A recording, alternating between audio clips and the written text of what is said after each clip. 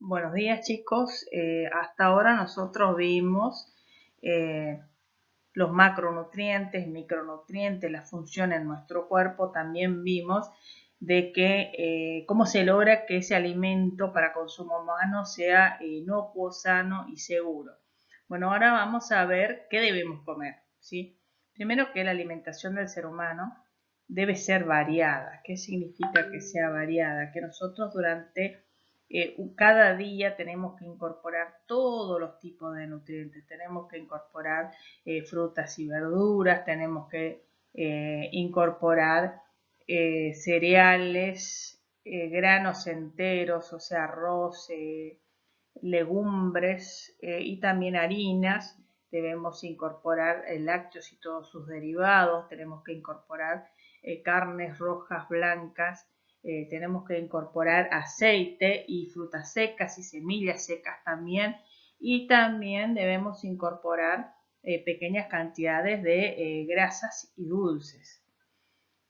Pero también debemos comer en forma moderada. ¿Qué significa eso? Ningún exceso ni la carencia son buenos, o sea, ni siquiera poca cantidad ni demasiada cantidad es bueno para la salud. Debe ser moderada, debe ser acorde a la edad, debe ser acorde al sexo y a la actividad que se realice. ¿Por qué digo a la edad? No son los mismos requerimientos energéticos de un niño o de un adolescente que de una persona adulta o de la tercera edad. También debe ser acorde al sexo. ¿Qué significa eso? Ustedes tienen que pensar que el varón tiene un 50% más de masa muscular, por lo tanto, los requerimientos nutricionales deben ser diferentes para el varón y la mujer, pero también es diferente en el caso de una mujer embarazada. Los requerimientos energéticos y nutricionales son mucho mayores en una mujer embarazada, pero también son diferentes en el estado de salud. Por ejemplo, una persona que está enferma requiere mayor cantidad de alimentos proteicos porque tiene que producir anticuerpos. Y también este debe ser acorde a la actividad que realice, o sea, no es lo mismo la cantidad de alimentos que va a ingerir una persona que realiza trabajos livianos, como por ejemplo un oficinista, que un estibador o un albañil que realiza un trabajo pesado. Entonces, la alimentación debe ser muy variada, las frutas y verduras tienen que ser de todos los colores posibles, y aprovechar las frutas, frutas y verduras de estación que son más económicas. Aparte hay que distribuir los alimentos en varios momentos al día. Se recomienda que por lo menos como mínimo sean 4, que sea un desayuno, almuerzo, merienda y cena. Si es posible distribuirlo en más momentos del día es mejor, pero el desayuno es importante. ¿Por qué es importante el desayuno? Porque después del descanso, el desayuno provee todos los nutrientes necesarios para comenzar con energía un nuevo día. Bueno, tenemos que incorporar diariamente lácteos y sus derivados. ¿Por qué la leche o derivados de la leche? Porque son una fuente importante de calcio. Recuerden que la mayor parte del calcio está almacenado en el hueso, si no los huesos quedan blandos. Entonces nosotros necesitamos que los huesos sean fuertes, duros, y también los dientes. También nos aporta vitamina A y grandes cantidades de proteína. Por eso la cantidad de leche recomendada diaria son 2 tazas, pero debe ser mayor en una persona, en un niño que está en pleno crecimiento, un adolescente, pero también en las mujeres embarazadas. Bueno, o puede ser sustituir las 2 tazas o vasos de leche por porciones de queso, o por un pote grande de yogur o ricota, por ejemplo. Bueno, también se recomienda consumir diariamente frutas y verduras, si es posible, de todo tipo y color. ¿Por qué? Porque nos aportan diferentes, cada fruta y cada verdura nos aporta diferentes tipos de vitaminas. También nos aportan muchos minerales, nos aportan agua, grandes cantidades de agua, y nos aportan también fibras dietéticas, que les había comentado que las fibras dietéticas son las que mejoran el tránsito a nivel intestinal y previene el desarrollo de pólipos o divertículos. La cantidad recomendada diaria es un plato de verdura cruda, un plato de verdura cocida, y cuando hablamos de verdura cocida, si es posible, las verduras deben cocinarse o con cáscara o con poca agua, o si es posible al vapor, porque de esa forma evitamos que pierdan ciertas vitaminas y ciertos minerales. Y también la cantidad recomendada de frutas es 2 frutas medianas o 4 frutas chicas, o también puede ser reemplazada por 2 tazas de frutas cortadas y sus jugos. Bueno, hay que incorporar también diariamente carnes que pueden ser rojas, blancas, o sea, carnes de todo tipo, pero si es posible quitarle toda la grasa posible, o sea, toda la grasa visible, quitarles, porque recuerden que las grasas tienen ácidos grasos saturados y es lo que nuestro cuerpo utiliza para producir colesterol. Si bien nosotros necesitamos producir colesterol porque las hormonas son de naturaleza esteroide y forman parte de la membrana, pero la cantidad de ácidos grasos saturados que contiene el interior de la carne ya alcanza, entonces si es posible quitar la grasa visible es mejor. Entonces lo que se recomienda diariamente, una porción de carne de cualquier tipo, puede ser roja o blanca, si es posible, por ejemplo, en el caso de preparar hamburguesas caseras, no comprar, y reducir el consumo de fiambres y embutidos, o sea, de salame, de salchicha, porque en su preparación se ocupan ciertas sustancias, como por ejemplo la sal de cura, el polifosfato, que a la larga pueden ser perjudiciales para la salud, o sea, consumir grandes cantidades puede ser perjudicial para la salud. También se recomienda, aparte de una porción de carne diaria, un huevo por día, o por lo menos 3 a 4 veces por semana, porque tanto las carnes como el huevo nos aportan hierro, que es importante para prevenir las anemias. Nos aportan proteínas que son importantes para mantener la masa muscular, para mejorar nuestras defensas, y es muy importante el consumo de carne y huevo en la mujer embarazada, porque justamente su niño que está en pleno crecimiento y desarrollo necesita muchos aminoácidos. Entonces, el consumo debe ser mayor en la mujer embarazada.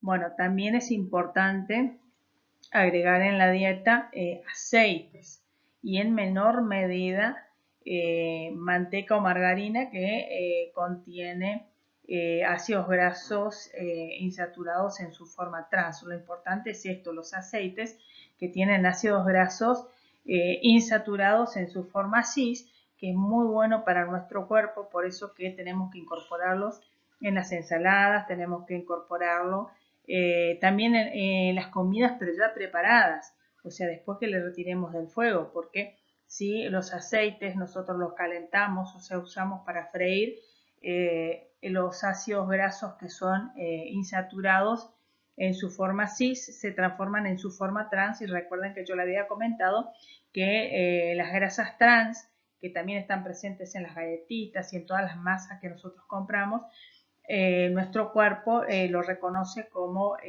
grasas saturadas y lo utiliza para producir colesterol. Entonces, los aceites, que puede ser de girasol, que puede ser de oliva o de soja, se pueden usar en la preparación, pero crudos, no cocinarlos, no calentarlos. Además, en las ensaladas se pueden agregar semillas, como por ejemplo maní, nuez, también sésamo, también frutas secas se pueden agregar que son muy nutritivas. Bueno, es importante también reducir el consumo de azúcar. ¿Por qué hay que reducir el consumo de azúcar? Porque promueve el desarrollo de caries y también se digiere rápidamente, entonces un montón de moléculas de glucosa pasan a la sangre y eso a la larga puede promover el desarrollo de la diabetes, pero también obesidad, porque el exceso de glucosa se transforma en glucógeno y el excedente se transforma en triglicéridos, que se almacenan en el tejido adiposo. Entonces promueve la obesidad también. También hay que reducir el consumo de cloruro de sodio, de sal. ¿Pero por qué? Porque nosotros somos omnívoros, nuestra alimentación es variada y las carnes de por sí tienen suficiente sodio y el sodio necesario para mantener nuestro metabolismo. Lo que pasa es que para nosotros todos los alimentos tienen más sabor cuando le agregamos cloruro de sodio, pero podemos reemplazarlo por hierbas aromáticas o por condimentos, porque de esta forma prevenimos la hipertensión arterial y las consecuencias de la hipertensión arterial son los problemas cardiovasculares. Es importante incorporar en nuestra dieta hidratos de carbono complejos, como por ejemplo las harinas, los cereales, la fécula, las legumbres y también las pastas, las harinas y el arroz. ¿Pero por qué? Porque nos aportan energía, son hidratos de carbono complejos, que nos aportan aparte minerales y ciertas vitaminas, más si por ejemplo los cereales son integrales. También es importante, por ejemplo, los cereales combinarlos con leche o con huevo, que aumenta mucho su valor nutritivo. Bueno, también hay que reducir el consumo de bebidas alcohólicas. Es aceptable para mujeres y hombres adultos, pero ¿por qué? Porque las personas adultas después de los 18 años producen alcohol deshidrogenasa, que es la enzima que transforma el alcohol en otro compuesto no tóxico, pero no deben consumir bebidas alcohólicas niños ni adolescentes menores de 18 años porque todavía no producen esa enzima y el alcohol es altamente tóxico. Y fíjense que hay una diferencia en la cantidad diaria aceptada para la mujer y para el varón. Para el varón es mayor, pero ¿por qué? Porque el varón produce mayor cantidad de alcohol deshidrogenasa que las mujeres. Bueno, fíjense que el óvalo alimentario argentino incorpora el agua, porque el agua hay que beber abundante agua diariamente para evitar la deshidratación, pero esa agua debe ser potable. Si nosotros no tenemos acceso a agua potable, entonces debemos servirla y agregarle 2 gotitas de lavandina por litro de agua. Bueno, y esto es algo muy importante, compartir, aprovechar el momento de las comidas para compartir, para el diálogo, que esto es lo que se está perdiendo actualmente, porque en algunas ocasiones ambos padres son los que trabajan, no se encuentran ni siquiera para compartir los momentos de comida, y a veces los días que comparten la comida, cada uno está con su dispositivo celular o con el televisor y no se presta al diálogo. Esto es importante, aprovechar los momentos de la comida y desconectarse de todo el resto para poder dialogar. Bueno, para determinar el estado nutricional, los médicos ocupan lo que se conoce como el índice de masa corporal. En realidad, ustedes no le deberían enseñar a los adolescentes a calcular el índice de masa corporal, porque ustedes tienen que pensar que están en pleno cambios hormonales y su peso corporal es obvio que va a fluctuar. A veces entran a un primer año bastante excedido de peso, pero cuando aumenta la producción de somatotrofina, su cuerpo cambia totalmente, pega en el estirón y entonces consumen todas las reservas de grasa que tienen. Entonces creo que no tiene sentido enseñarle al adolescente cómo calcular su índice de masa corporal y generar una preocupación donde no la hay. Pero es necesario por ahí que ustedes sepan cómo se calcula el índice de masa corporal para determinar si un individuo está o desnutrido o tiene un peso normal o está sobrepasado o es obeso. ¿Cómo se calcula el índice de masa corporal? Primero que la persona tiene que pesarse y también tiene que saber su altura, ¿no es cierto? Tiene que medirse. Bueno, una vez que se saben ambos datos, el índice de masa corporal se calcula, se le divide, o sea, el peso corporal dividido la altura al cuadrado. ¿Cómo se calcula la altura al cuadrado? Es multiplicar. Fíjense que este niño, Juan, tiene 13 años y mide 1,48. Entonces multiplico 1,48 por 1,48 me da 2,19. Entonces ya tengo la altura al cuadrado. Entonces sé que el peso es 40 kilos y le dividido 2,19 y me da 18,26. Bueno, nosotros habíamos sacado el índice de masa corporal de Juan, que tiene 13 años, de 18,26. Entonces vamos a la tablita. Tiene 13 años, si tenemos que tener en cuenta la edad y el sexo, y es un varón. Entonces vamos a este normopeso. Si me dice que el peso normal o normopeso es de un varón de 13 años, es de 16,4 a 24,8 y Juan dio 18,26, o sea que tiene un peso normal o normopeso, o sea que está en buen estado nutricional. Bueno, cuando hay un desequilibrio en la cantidad de energía y nutrientes que incorporamos y la que utilizamos, lo que necesitamos cada día, se produce lo que se conoce como un desequilibrio nutricional, que trae como consecuencia diferentes enfermedades. Ya vamos a ver ahora qué enfermedades. Bueno, hay dos grandes factores que afectan el estado nutricional. Primero, la educación y el nivel de ingreso. Que están relacionados con la disponibilidad de los alimentos.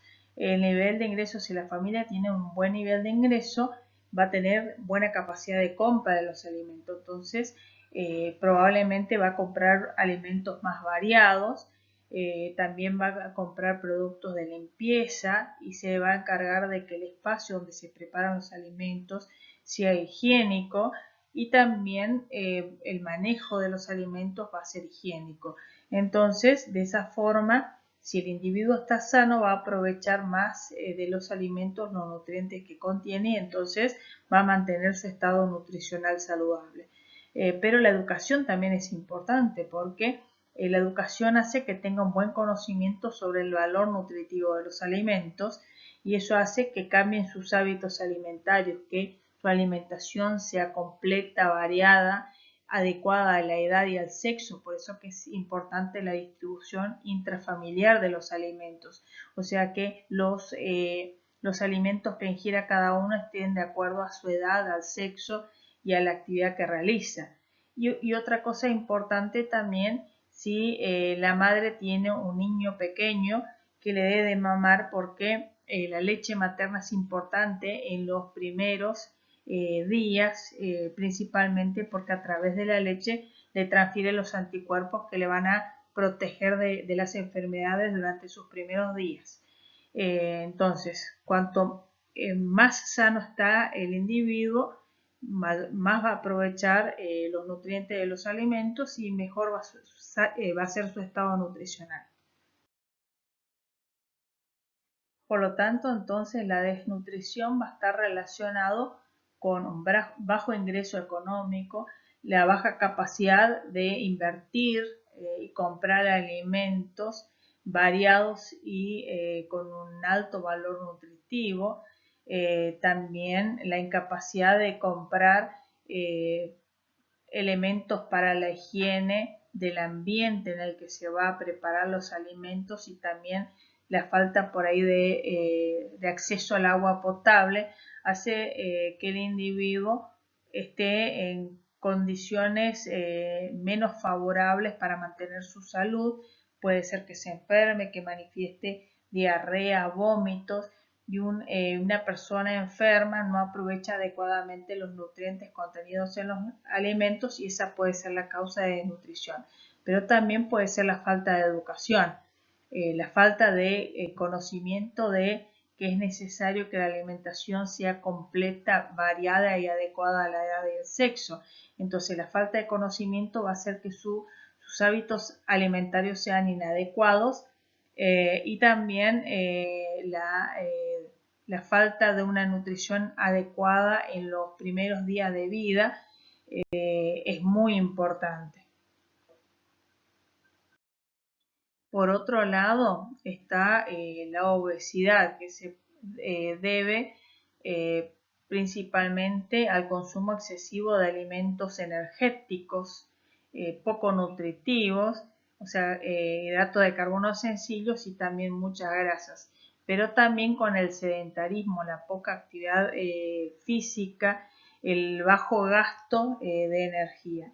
Bueno, ¿por qué consumen excesiva cantidad de alimentos energéticos y de grasa? Porque puede ser que se deba a los malos hábitos alimentarios, falta de conocimiento del valor nutritivo de los alimentos y la importancia. Puede ser también que esté relacionado con la moda, lo que está de moda consumir. El hecho de que en la casa es fácil de encontrar alimentos poco saludables porque son de bajo costo y también está relacionado con la publicidad de comer chisitos, papas fritas o alimentos que son económicos y poco nutritivos. Y también hay un factor hereditario. Por otro lado, normalmente las personas obesas o que están excedidas de peso son sedentarias, o sea, pueden pasar muchas horas frente al televisor, eso se transforma en un círculo vicioso, ¿no? Estar muchas horas entonces frente al televisor o frente a la computadora o a los videojuegos o simplemente usando el celular. También cuando se movilizan no caminan, no corren, sino que usan vehículos motorizados y también no tienen incentivo para realizar deportes, actividad física, caminar o realizar alguna actividad recreativa que implique movimiento normalmente. Son muy sedentarios y eso trae como consecuencia la obesidad, el consumo excesivo de alimentos energéticos y el hecho de no gastar energías con la actividad física.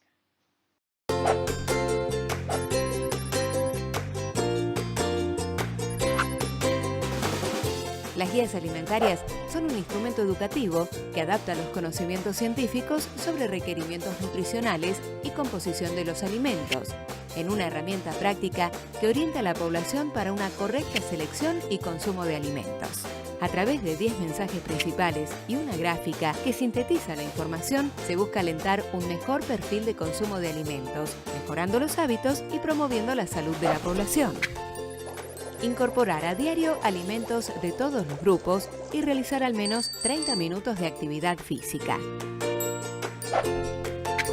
Tomar a diario 8 vasos de agua. Consumir a diario 5 porciones de frutas y verduras en variedad de tipos y colores. Reducir el uso de la sal y el consumo de alimentos con alto contenido de sodio. Limitar el consumo de bebidas azucaradas y de alimentos con elevado contenido de grasas, azúcar y sal. Consumir diariamente leche, yogur o queso, preferentemente descremado. Al consumir carnes, quitarles la grasa visible, aumentar el consumo de pescado e incluir huevo. Consumir legumbres, cereales preferentemente integrales, papa, batata, choclo o mandioca. Consumir aceite crudo como condimento, frutas secas o semillas. El consumo de bebidas alcohólicas debe ser responsable. Los niños, adolescentes y mujeres embarazadas no deben consumirlas. Evitarlas siempre al conducir.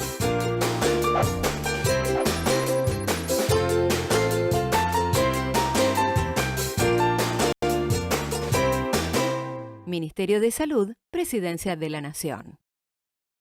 Bueno, entonces la mejor forma de mantener el estado nutricional es mediante la educación alimentaria.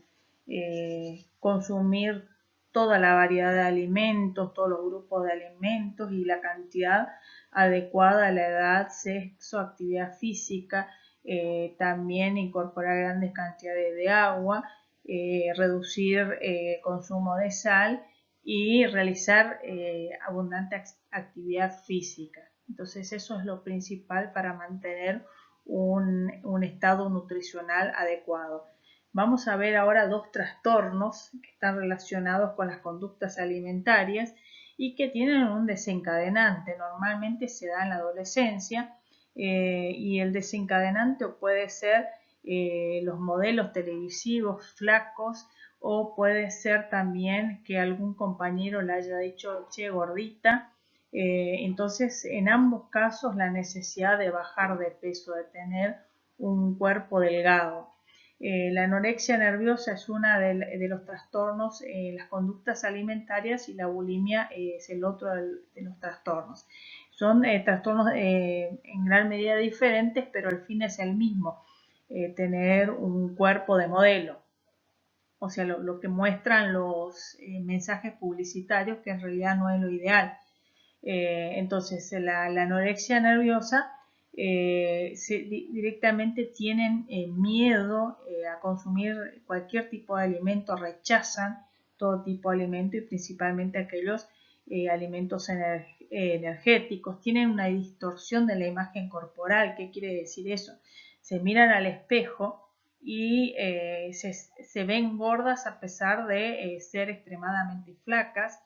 Tienen temor a perder el control sobre los alimentos, entonces directamente no prueban ni un bocado porque tienen miedo de perder el control y comer, entonces directamente rechazan los platos de alimento, hacen ejercicios en forma exagerada para gastar energía.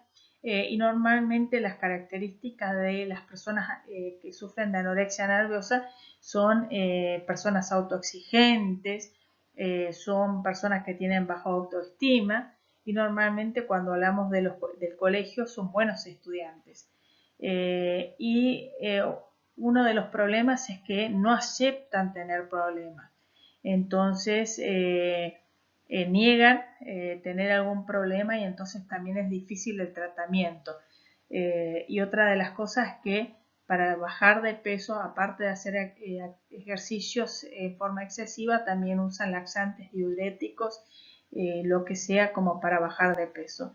En cambio, las personas bulímicas no se niegan a consumir alimentos, se pegan esos atracones de comida y entonces después se sienten culpables y lo que hacen es provocar el vómito o si no, periodos largos de ayuno. Después de un atracón, 2 o 3 días no consumen alimentos.